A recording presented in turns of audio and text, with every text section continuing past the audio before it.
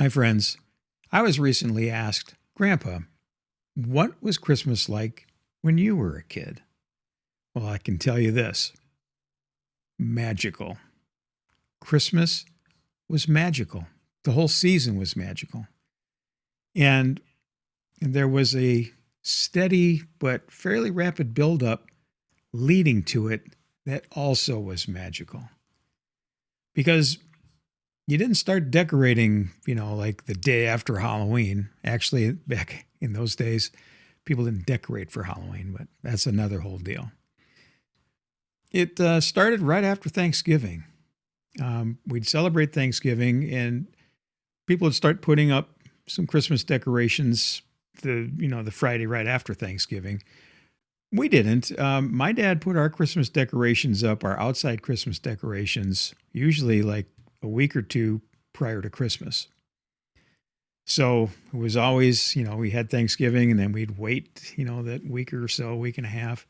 And then he'd put up the Christmas tree outside and the front porch and lights around the windows. And boy, I was just giddy. And when he did that, my sister would start with some of the indoor decorations upstairs. Now, we had our upstairs and everything. Our family room, which is where we spent most of our time, was actually downstairs. She would decorate that later. But she would put up our nativity scene on our piano. Now, that nativity scene belonged to our grandparents, and it was just absolutely beautiful. And on the side was a little wind-up music box that played Silent Night. It doesn't work anymore. She still sets it up at her house every year, and it's still a treat for me after all these years, 60 plus years, to see that nativity scene. And I love it.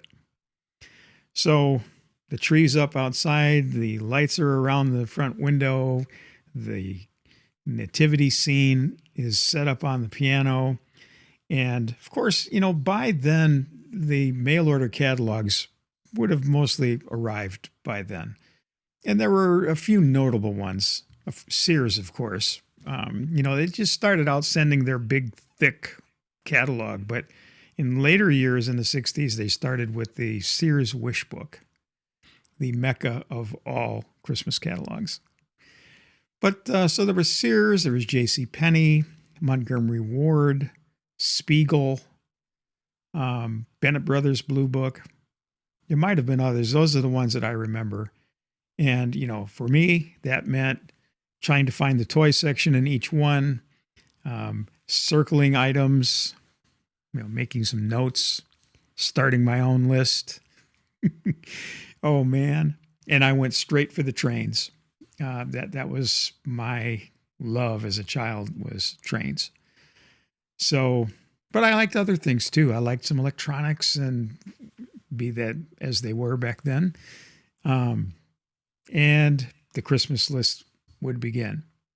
So fast forward another week or two, you're getting close to Christmas, and our school would dismiss usually, I want to say like the day before, the 23rd, or Christmas Eve itself, but I want to say it was the day before.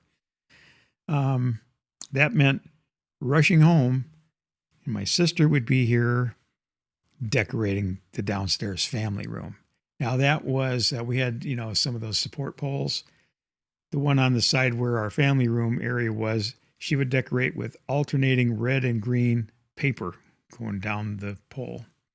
And then on the support beam across the room, she would tape up some little string lights. They were colored lights, but they had little clear bells on each light.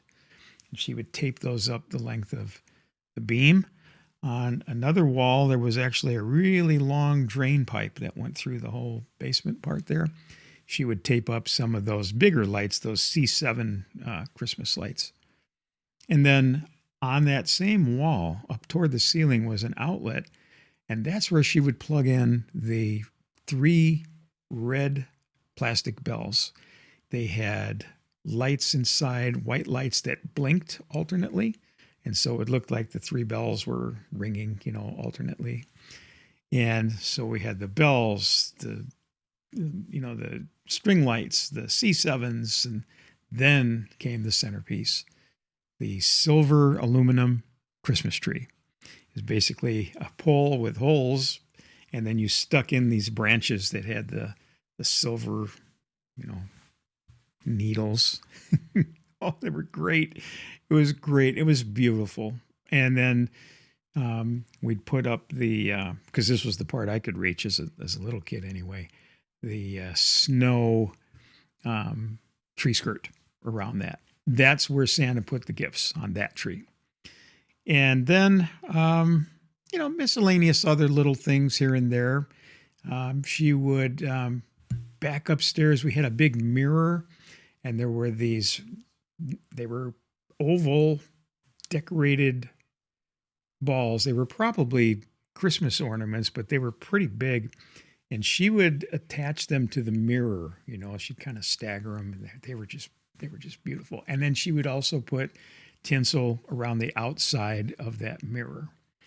So she had quite the flair for decor. She still does, actually. But, talk about anticipation leading up to that day. Now, there were also, usually like a weekend prior to that, the factory where my dad worked was called West Clocks, and they employed thousands of people. But every year they put on a Christmas party where the employees could bring their kids, and each one of them, every single kid, got a gift wrapped, girl or boy appropriate at the time. They used to separate them, toy. I mean, and they were good toys. They were like name brand good toys. So that was always a treat. And they had, snacks and movies and cartoons, and then Santa, and wow, that was quite the party. But there were a few others. The Catholic War veterans in town had a nice Christmas party, also with some cartoons and Three Stooges. Knights of Columbus had one also, soda and cookies and snacks. Santa was at all of them. Always ones for me to look forward to going to. In downtown had a little red house, and Santa was in that house, and we'd go down there, and I'd get a chance to talk to Santa too. Now,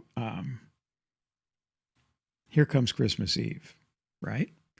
And so my aunt and uncle and cousins would arrive, and at that time we had also something called a novena. It was 9 evenings of it was a real short service, a little prayer service leading up to Christmas. And the choir, of which my parents were singers, and I tagged along and sang what I could also. But we would sing, it was an Italian ethnic church, and we would sing a Christmas song called Tu scendi dalle stelle in Italian. And that was a huge treat to sing that song. It meant Christmas was coming, as part of that anticipation and the buildup and the magic. And so when my cousins and my aunt and uncle would show up on Christmas Eve, we'd head off to church, but they didn't go. And I think, why aren't they coming? But, I wasn't going to question it. I found out later why, which I'll tell you in a second. But,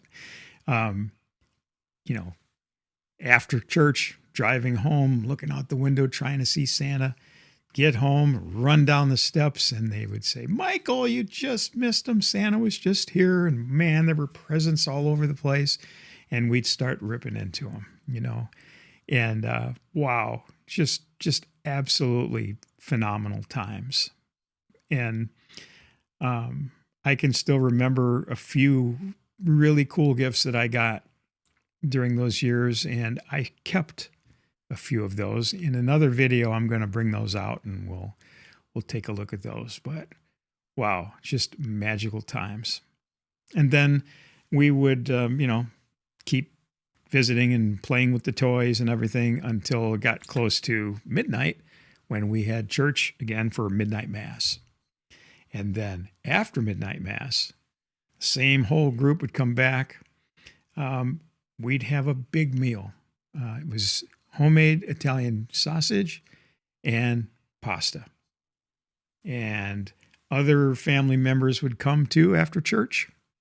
Some other cousins. We'd all just have a ball playing with the toys. And oh, heck, we'd stay up way past 2 o'clock. That was a big deal for kids back then to stay up that late. And finally wear ourselves out, go to bed, get up in the morning, early church, and then get ready for the Christmas Day meal, which was more members of the family that weren't around for Christmas Eve. And, the thing is, we didn't all get together like we do now, that you just didn't. Especially for the people that were out of town, you saw them only a couple times a year, and Christmas was one of those times.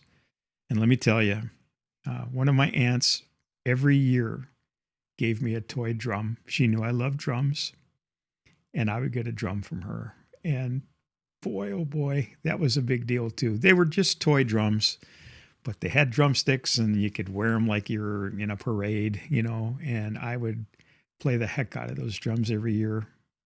I sure miss those. I miss her too. But that was all part of the magic, seeing everyone, going to church. There were other things. Even at church, we had something called an Advent wreath, and there were 4 candles on there. And, the first one was lit 4 Sundays prior to Christmas, and then the next one, and then the next one.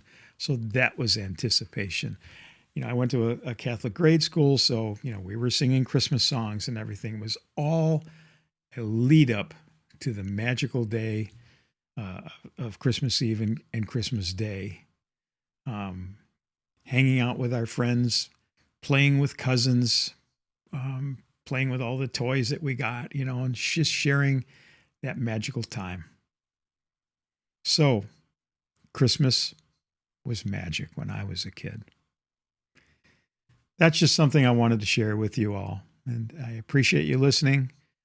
If you have some favorite Christmas memories, put them below. Put them in the comments. Share them with everyone. It'd be fun to see what your Christmas was like. And we will talk again too, friends. Thank you so much, and Merry Christmas.